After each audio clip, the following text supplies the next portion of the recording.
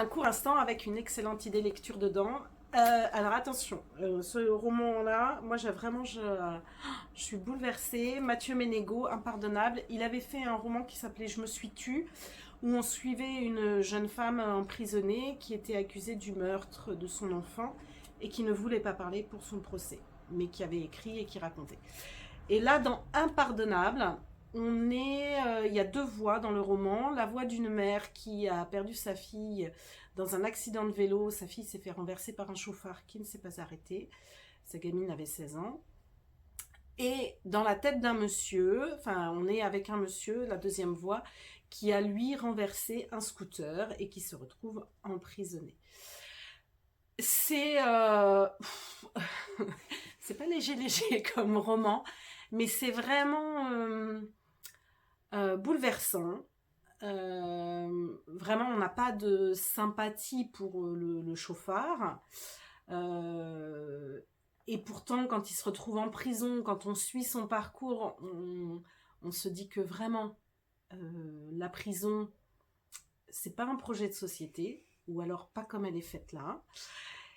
Et on est avec la colère de cette mère qui déborde, qui mène à rien, qui est horrible, qui est affreuse.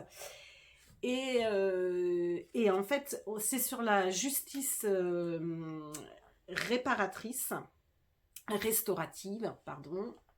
C'est-à-dire qu'on fait se rencontrer des victimes et des coupables pour qu'ils dialoguent. Il y avait eu un très très bon film de Gilles Lelouch, avec Gilles Lelouch sur cette thématique, si jamais vous avez l'occasion de le voir. Mais vraiment, c'est bouleversant comme roman, ça pose plein de questions, c'est très très court. Mathieu Ménégo, vraiment, quand il s'empare de sujets, c'est... en fait, il prend pas de gants quand même. Mais c'est quand même... c'est pas pathos, c'est pas... on finit par avoir de l'empathie pour ce chauffard. On finit des fois par avoir de la colère contre cette mère.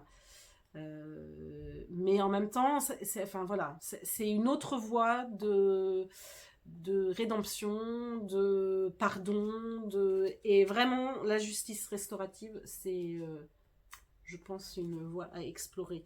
Voilà, donc Impardonnable de Mathieu Ménégo, un roman coup de poing à mon avis. À bientôt!